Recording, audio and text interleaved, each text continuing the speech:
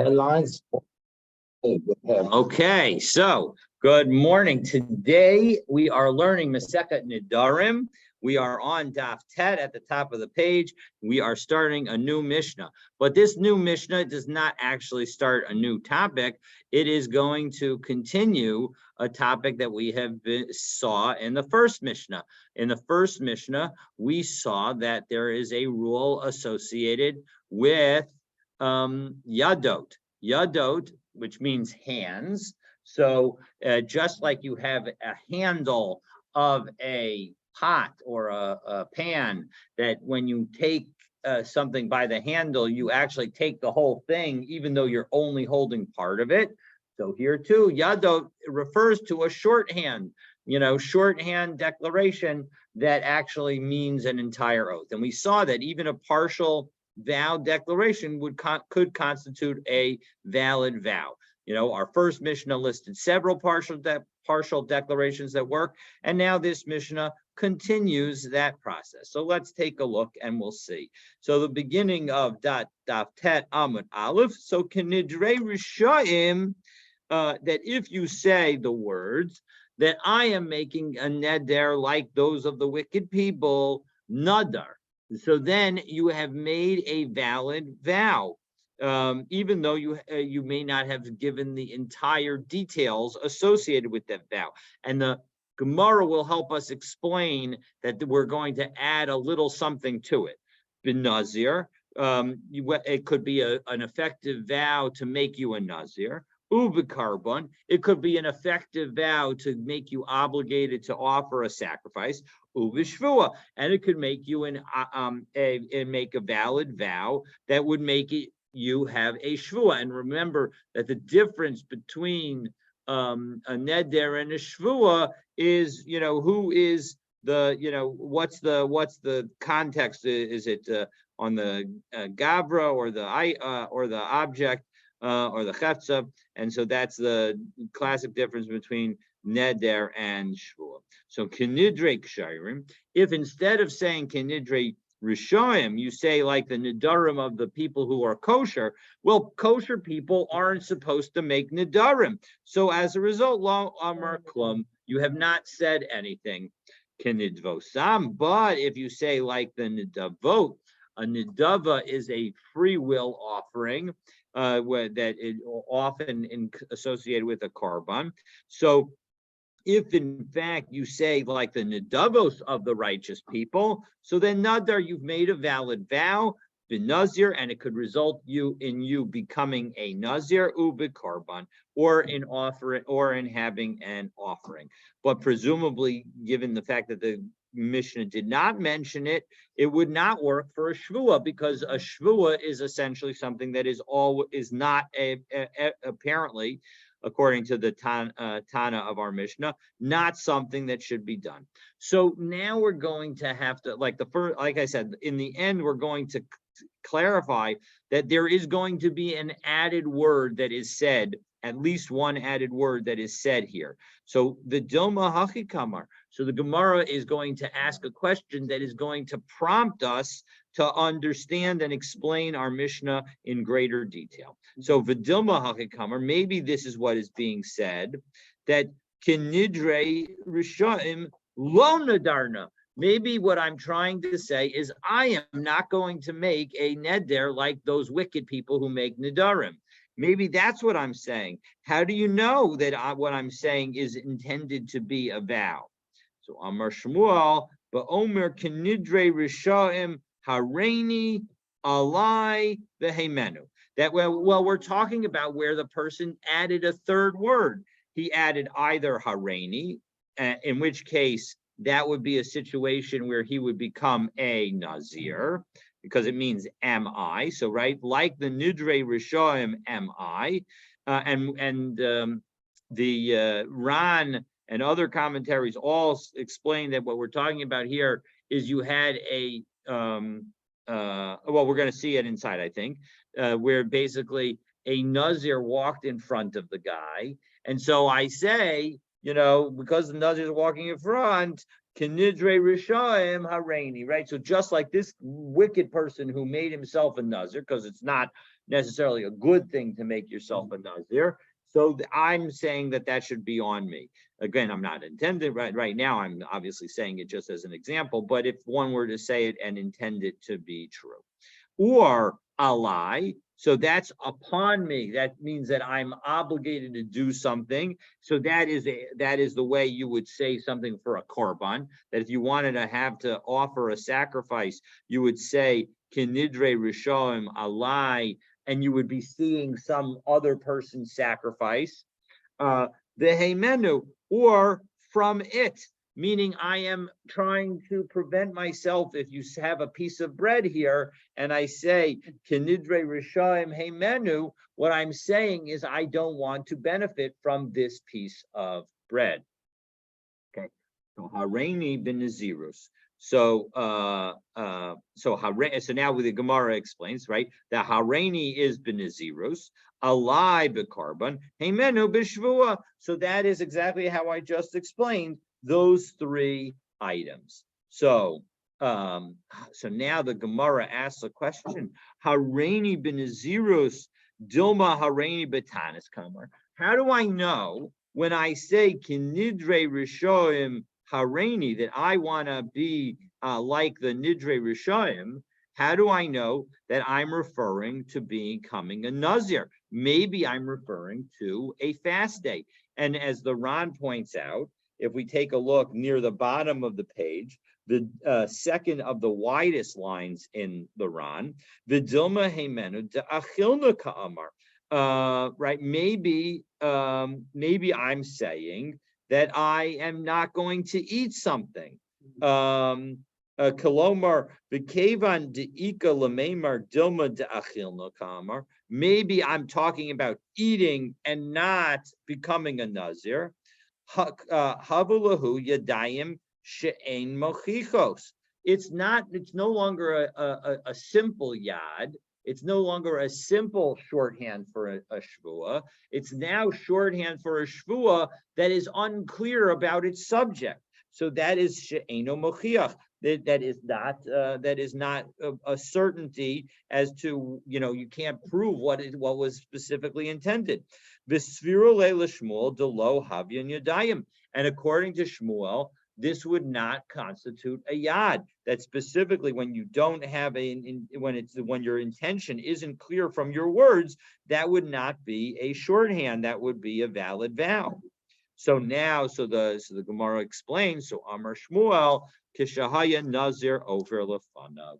We're talking about where a nazir was passing in front. So now it's clear in the context what I'm referring to. It's clear that I'm referring. So even though it's clear that what I'm referring to, I haven't used the language of shvua, of neder, and so as a result, even though I haven't used the language, I've used only a shorthand language, it would be a valid naziros vow. Heimenu bishvua. All right, so let's take a look at that third case, and say that heimenu bishvua, that is talking about an oath. Dilma heimenu de'achilna kamar. Again, this is actually, the Ran is over here. There's maybe it's that I will eat it, and not that I won't eat it. Maybe that the vow that I'm saying about it is that I will eat it and not that I won't eat it. So Amar Rabba de Amar heimenu shelo ochal. Right, so it's because I specifically said that I'm not going to eat it. So ihachi ma'ila memra. Well, one second. If I'm that clear about what I'm saying, why would it never work? It should always work. What would be the havamina that it wouldn't work? So ma'udetema, I might have thought, halo mapik shvua mipume. Since the words of an oath did not leave his mouth, meaning that he did not use the language of I am making a vow that X, Y, and Z will be the case, but rather he just said a language of kinidre rishaim, like the nedarim of the rishaim, that he didn't specifically say I am making a neder. So I might have thought that it doesn't work. So kamash malan hadain. So as a result, it tells us that yes, in fact, it will still work even in this situation. Now, the second case of our Gemara the second case of our Mishnah, or the last 2 points of our Mishnah, right, related to the fact that if I say I'm making like kinidre ksherim, that I'm not saying anything. But if I say kinidvosam, like that I say like the nidvosam of the ksherim, then I have potentially said something. So why is there? First of all, who is it that says that there's a difference? And then why is there a difference? So we'll take those two questions one by one. So let's take the first of the questions. Who is it? So man tana deshaini lay bein neder l'nedava. Who is it that teaches that there's a difference between a neder and a nedava? So lema lo Rabbi Meir below Rabbi Yehuda. We could say that maybe it doesn't fit with either Rabbi Meir or Rabbi Yehuda, because we have a brisa, Tanya, and we're going to see that in this brisa that both the views of Rabbi Meir and Rabbi Yehuda don't necessarily fit with somebody who distinguishes between a neder and a nedava. The Tanya, because we have a brisa that teaches the following: Tov asher lo tidor. This is, of course, a line from Kohelet, which we just read relatively recently over Sukkot, and it says that better that you not take a vow. Now, in the psukim there, the pasuk that just concluded says, don't delay. If you make a vow, you need to fulfill your word. And then the end of this verse says, Tova asher lo tidor mishetidor v'lo tishalem. So it's clear that when you say Tova asher lo tidor, it's saying that it's better that you, again, the literal translation of the verse is better that you not make a neder than you make a neder and you don't pay up. So, and of course, that's certainly true, right? Well, we'll see about that in a moment. But it's pretty clear that that verse is telling you that it's better not to make a neder than to make a neder. But what about the relationship between the beginning of this verse and the prior verse, where it's the prior verse reference that it's that if you make a neder, you should pay up. But here now we're saying that something is better if you don't make a neder. So maybe it even applies to the prior verse. So and indeed, tov mizeh umizeh she'enu noder kol ikar, that better than this one and that one, better than making a neder and fulfilling it, or making a neder and not fulfilling it, is one who never makes a neder at all. Divrei Rabbi Meir. So that's what Rabbi Meir says. And if we take a look at the Ran, it's the fourth line down, the beginning of the line. Tov mizeh umizeh she'enu noder kol ikar, minoder umishalom uminoder ve'enu mishalom. That this concept of making a neder, of not making a neder, not making a vow at all, right? It's better, Mark, if I don't make you a promise than to make a promise and not fulfill it. But the Gemara is, according to Rabbi Meir, is saying that it's even better than not only is not making a promise better than making a promise and not fulfilling it, but it's even better than making a promise and fulfilling it. So Dila'el mehai kra ksiv et asher tidor shalem, right? That the pasuk before this, as I mentioned, says that whatever you swear, you should pay up. Ubasar hachi, and after this reference to tov heimenu, it says ksiv tov asher lo tidor kolomar shehu yoter tov minoder u'mishalem, that even better than making a vow and paying is not making a vow at all. Diksiv le'elmine, which is written above it. So v'kayav time l'milse, and then, right, and then the pasuk is giving us the reason for the thing. Why is it better to not make a vow than to make a vow and to pay up?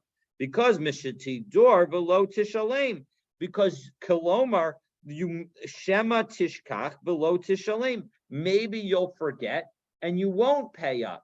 So the reason that not making a vow is better than making a vow and fulfilling it is because you're taking a risk, and it's better not to take the risk.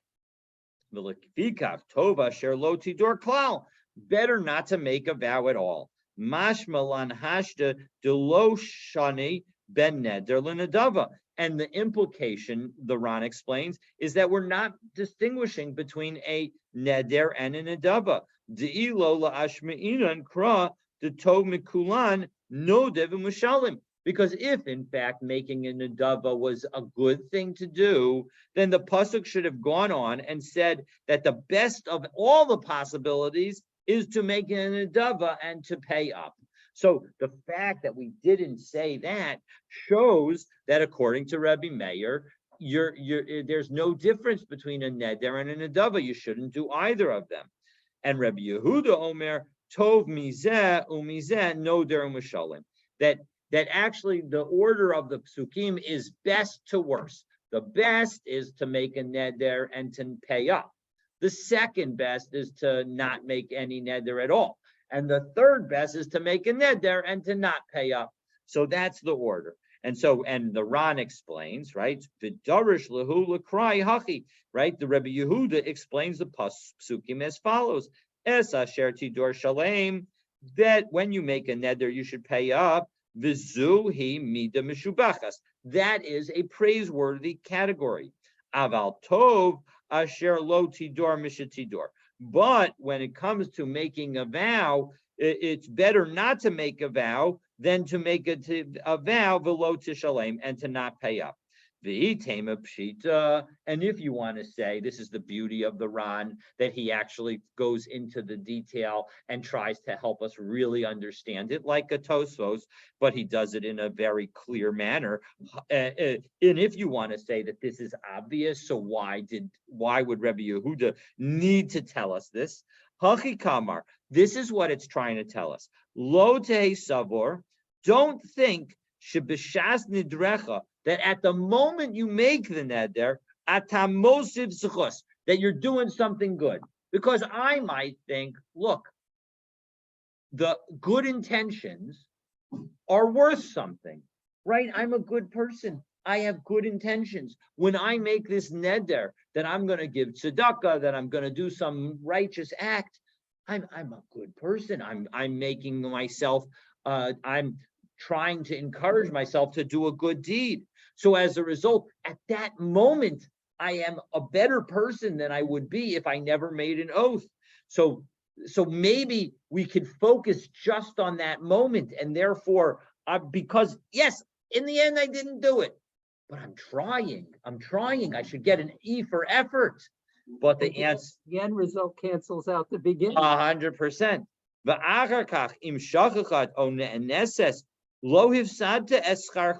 And I might think that afterwards, when now I forgot or something stopped me from doing it, I didn't lose the extra scar that I got for trying to be a better person. She'eno king. So the Ran is telling us that is not true. She'en haschar b'shas haneder. You don't get schar for making the neder. You don't get schar for saying, I want to be a good person and do this X, Y, and Z mitzvah. That is not, the road to hell is actually paved with good intentions, is what this is telling us. Ela b'shas hatashlumin kach nires shita zos b'einai. That's the way I understand this. The Ran is saying that what the Rebbe Yehuda is saying is never say that the way to heaven is paved with good intentions. That is not the case. That is not the case. You end up in the wrong place if you promise something and you don't fulfill it. Quiet. Better to keep quiet. Absolutely, very important principle. Okay. This could even be expanding more broadly.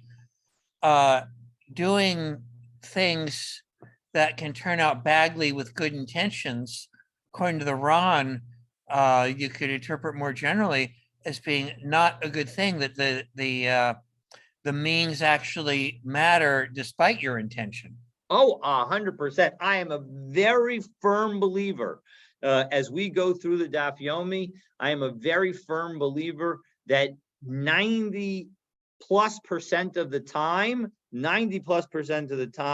the Gemara is of the belief that the ends never justify the means. The main exception is when you are dealing with Rishaim who themselves are using ends that justify the means, or using an attitude that is okay. Then that is the one category where sometimes the Gemara will make an exception. Even there, there are many Talmudic sources that say that one one wrong does not justify another wrong, but that is the one category of cases where you can find regular exceptions. But other than that, I agree with you completely, Charlie, that the Gemara is usually going to say the ends do not justify the means, and that is a definite way to understand what the Ran is saying here. So I agree with you completely. Okay, so that is the Baraisa, and that poses us with a question. Now, the question is going to have two answers. We're going to answer one of the times today, and then one time tomorrow. So, actually, answer as it's shown on my screen, answer number one was to say that it doesn't work with anybody. And now we're going to reject that and say answer number two to say that it can fit with Rebbe Meir. And God willing, tomorrow we'll begin by saying how it can fit even potentially with Rebbe Yehuda. But let's take a look and see. So Afilu Taim Rebbe Meir. Now we can say that it's actually Rebbe Meir. Kika Amar Rebbe Meir. That when did Rebbe Meir say that you can't, better not to vow at all? Beneder. That's when you're making a neder. Benedaba lo kamar, but he didn't say anything about it when it came to a nedaba. And and as the Ran explains at the top of the page, dekra lo iri ela benedarim velo benedaba. We could just explain that pasuk is talking only about a neder and not nedaba. And so as a result, the fact that it chose not to say anything doesn't necessarily mean that it wasn't true. And so as a result, the nedava, it would be better. V'hakatani kinidvosam nadar benazir ubekarban. Well, 1 second. Let's look back at the language of our Mishnah. Our Mishnah said that if you say kinidvosam, like their neder, like the nedava of the righteous, nadar, you made a neder. So 1 second. Doesn't that show that it's a neder? So meaning that that you're making a neder, and so as a result that implies that the virtuous people make even nedarim. No, tani nadav benazir bekarban. No, you got to switch the language. The Mishnah really should say a nedava. That when you say kinidvosam, when you say that I'm making a nedava like the nedava of the righteous, well then you've made a nedava of a nazir or an offering. So all right, so now that we've explained that our Mishnah could somehow go according to Rebbe Meir, so before we get to the other possibility of it going like Rebbe Yehuda, we're going to answer the second question, and that is why differentiate between neder and nedava. So let's take a look. So Maishna neder, noder, delo, dilma asiba. So what's the reason that we presumably don't want the person to make a neder? It's because maybe he won't fulfill it, right? The concern is that if you make a promise and you don't fulfill it, that's a bad thing. So what does it make a difference? If that's the concern, Dilma asu l'dei katakala, you're going to make a violation as a result. So nedava namilo, Dilma asi l'dei takala. You shouldn't make a nedava also, meaning whatever the reason is that we have a problem with a righteous person making a neder, we should have a problem with a righteous person making a nedava. So what's the difference? So so the difference is it's important to understand the difference between a neder and a nedava. A neder is when I make a commitment. We'll do the simple case of a sacrifice. is when I make a commitment to make a sacrifice. Well, what does that mean? If I have animal number one, so I say I'm making a neder to make a sacrifice, and now I go to my farm and I'm going to one of the animals and I'm going to sacrifice it, and I'm going to bring it to Yerushalayim and I'm going to sacrifice it. What happens if that animal gets lost? Well, because I made a neder that said I'm going to offer this, I'm going to offer an animal. So then the obligation is on me. And if I lose the animal, I need to replace it. The difference with a neder and a nedava is that when you make a nedava, the object becomes the item that the oath is about. And so when I make a nedava, it's not an obligation on me, it's an obligation on the animal. What I do is I take one of my animals and I say, this animal will be a sacrifice. Well, now if I lose the animal, so Not on you. it's not on me. I didn't do anything wrong. So that's the understanding. So that's what's going on here. So all right. So but at the same time, I could delay. I could still, there are ways that even within the nedava, I could still violate it, right? Because I can still come to not offer it. I could, be lazy. And so as a result, what is it? So how is it that I'm not concerned about a nedava, but I am concerned about a neder? So kehil hazaki. So we're going to say that it's because we're talking about when a righteous person makes an nedava, he does like Hillel Hazaken. So what did Hillel Hazaken do? So he did the following. Did Tanya Amru, because we have a brisa that says Amru al Hillel Hazaken. They said about Hillel Hazaken, Shalom al Adam ba'olaso kol yamav, that nobody ever accidentally, me'ila is when you accidentally use something of hektish. So nobody ever accidentally used an animal that Hillel was going to bring as a sacrifice. Because what did he do? Mevia keshehi chulin la'azara. He would wait.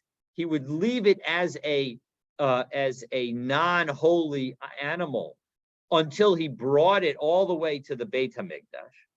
Umakdisha, and then he would make it holy. V'somech aleha v'shochata, and he would immediately lean on it and then slaughter it. So he effectively eliminated the risk of him not doing it immediately. And so as a result, because he's eliminated the risk of not doing it immediately, and effectively, if it, God forbid, just dropped dead, well, he would not have any further obligation from a nedava perspective. So as a result, he's eliminated any of the risk associated with a potential sin. So hanicha nedava de karbanos. Well, okay. So now we've explained how a nedava, when it comes to a karban, can be a very good thing, that you can avoid a potential sin. But nedava neziros ma'ikalememar. But we said in our Mishnah that the nedava that we're talking about could even apply to naziros. So when usually we say that being a nazir is not a good thing. So when is it that being a nazir could be a good thing? So Shimon HaTzadik, well, you got to look at the story about Shimon HaTzadik, because what happened with Shimon HaTzadik? So let's hear this brisa. Did Tanya, we have a brisa. Amr Shimon ben HaTzadik miyamai lo achalti asham nazir tameh. I never, whenever let's back up and just remind ourselves of certain laws. If you say that you're going to be a nazir, you are not allowed to drink wine. You're not allowed to go to a cemetery. You're not allowed to become tameh. What happens if you do become tameh? Well, then your count, especially tameh mace, your count begins all over again after you become tahor. But you have to bring a special sacrifice, an asham sacrifice of a nazir. Now, what Shimon HaTzadik says is that he never ate from an asham sacrifice of a nazir. Ella echad, except for one. There was one case, and so that case he's going to tell us. And What was the reason that he never ate from the sacrifice? Because we'll see that he never, why he never ate. So Pam Achas Ba Adam Echad Nazir Min Hadaram. One time he had this guy who came from the south, and he was a Nazir who had become Tameh. V'reisiv shehu yafei nayim v'tov roi, and he was very good looking. He had beautiful eyes. Ukvutso sav seduros lo taltalim, and his hair, it was beautiful curls.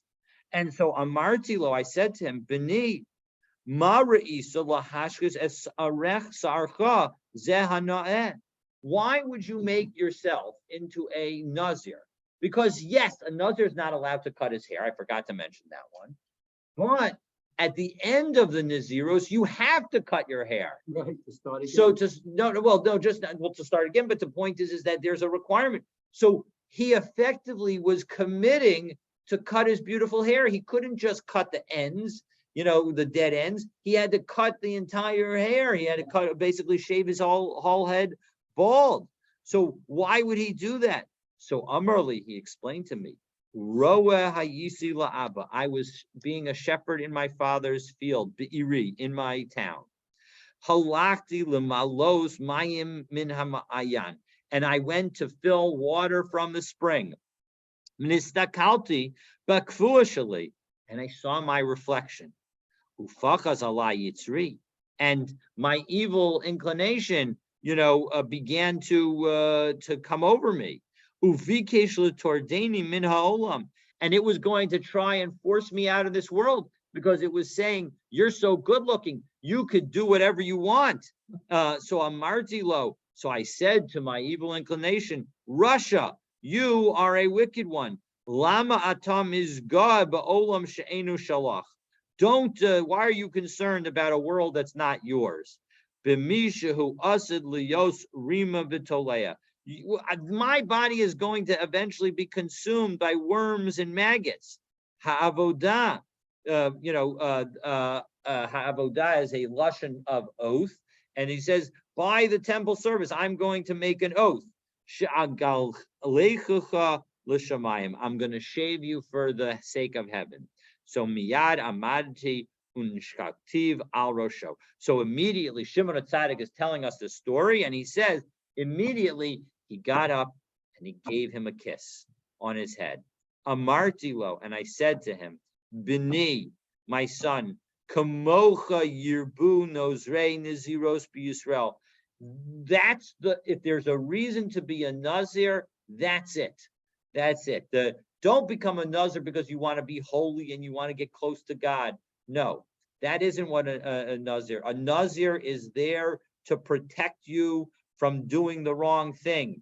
And so if, in fact, another example would be somebody who drank a little bit and realized that, what, I know that alcohol is bad for me and I'm going to do the wrong thing. I'm not going to have control. So that kind of person, if they made a nazar, I'm sure he would also get a kiss on the head from Shimon HaTzadik.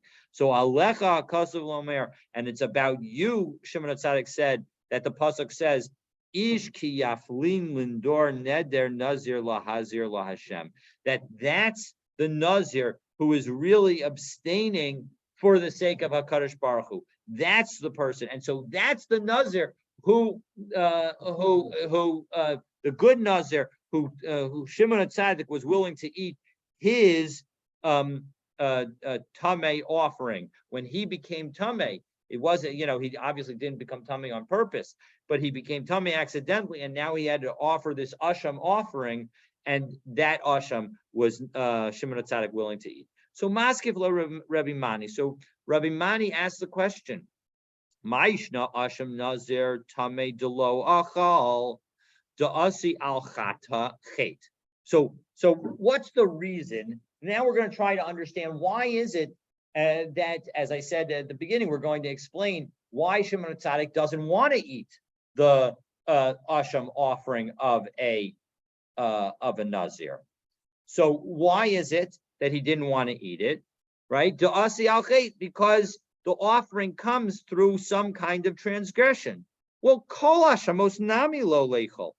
Every sin offering, every asham offering also is about a transgression, meaning and the prototypical asham. There's an asham nazir when a nazir becomes tamei, but the prototypical asham, when you just call it an asham, that's a situation where a person is unsure whether or not they are obligated to bring a sin offering, a chatas offering.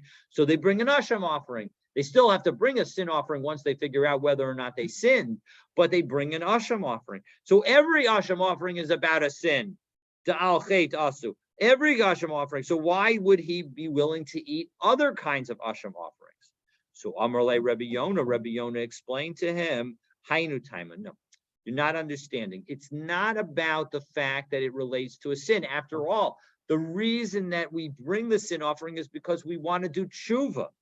But kishehin toin nosrin, the problem is that when you have somebody who is feels bad about the sins that they did, well, then they want to become a nazir. So ukashehem mitamin v'rabin aleim yemei nazirus, and then what ends up happening? They become tamei. And now they have to be nazir, not just for 30 days, but for a whole new 30 days. Meaning, if you're a nazir and you become tamei, you have to start your count of naziros all over from the very beginning. So if you said, I'm going to be a nazir for 30 days, then on day 27, you become tamei. Well, when you become tahor, after you're going through the tahora process, you have to do a whole new 30 days.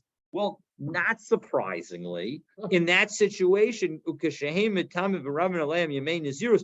they know that they now have become tamei and they're going to have to be a nazir for a longer period of time, mischartin bahen, they regret having made the vow. And it's as if, now it's not an actual, of course, just being regretful of having made the nazir vow doesn't undo that vow. The person still has to be a nazir, and they're still obligated in this asham offering. But what Rav Shimon HaTzadik is teaching is that when you regret doing something, there's an element of truth to the fact that maybe you didn't really do it in the first place. And so as a result, when the person now brings an asham offering, there's an element that it's not really an asham offering. It's like not an offering at all, because really the person wishes that they didn't become a nazir in the first place. And if they weren't a nazir, they wouldn't be obligated in this asham. And so that's why he didn't eat the asham. It's not because the asham is associated with sin. It's because this particular asham is associated with somebody who probably regrets being starting as a nazir, and because he regrets starting as a nazir, he maybe shouldn't have been a nazir in the first place, and therefore shouldn't have been obligated in this korban. And we don't want to, and Rabbi Shimon HaTzadik is saying, I want to treat that offering as if it wasn't a real offering, and so I don't want to participate in that. Well, I have a technical question. Go ahead. Earlier on the Amud, we had Hillel not consecrating his korban until he actually got it to the Azara. Right. So he was taking an unconsecrated animal, chulin, lazara, and that's actually the word that is used. Absolutely. It's an excellent question. So the Ran answers that question by saying that actually it means really to the edge of the Azara. Mm-hmm. Okay. Other Rishonim understand that in fact the prohibition of bringing a non-Kodesh animal into the Azara and bringing chulin into the Azara is not the act of bringing the chulin into the Azara, but rather the sacrificing or the slaughtering of such animal. And so it's only that's the problem. So that explains these two cases. So this case there's obviously slaughtering involved in that animal. So those are the two true classic categories of explanation of exactly that. But it's an excellent question. Didn't want to get into that detail, but happy to have gotten into it. Thank you. Okay, so now, now that we've answered that, so Ramani now says, 1 second, if that's true, well, ihachi afil nazir tar nami. What shouldn't Rebbe shouldn't Shimon HaTzadik have not wanted to participate in the sacrifices of a tahor nazir at the end of the time? After all, presumably at some point during the time that the nazir was a nazir, he regretted being a nazir, because 30 days seems to be a lot longer time when you're living it and you're waiting for it to end than when you begin it. So the Rabbi Yonah explains, Nazir tahor lo. No, he would not seem to think that that would be the case by a Nazir tahor, because the amude amid nafshe, because the Yachad Lindor, that people do have the ability to assess their ability to go and make a neder. And so now we get to the point where I say at the Ibayas Ema, as we turn to Yud Amud Aleph, Afilu Tema Rebbe Yehuda. Now we go back to the question that we began with, and we said, you know, maybe we could even say that we had this brisa of Rebbe Yehuda and Rebbe Meir, and we just explained how our Mishnah could fit with Rebbe Meir, and now we're going to say, you know what? It could even be Rebbe Yehuda. And so to hear how our Mishnah's distinction between the Neder and Nedava could even fit with Rebbe Yehuda, who says that making and fulfilling a Neder is better than not making a Neder at all, stay tuned for tomorrow's daf. Same place, same channel. Same bad time, same bad channel. Come down. Good to see you. Yes, I will come down to see whether or not anybody's in the office. Have a wonderful day, everybody. Thank you.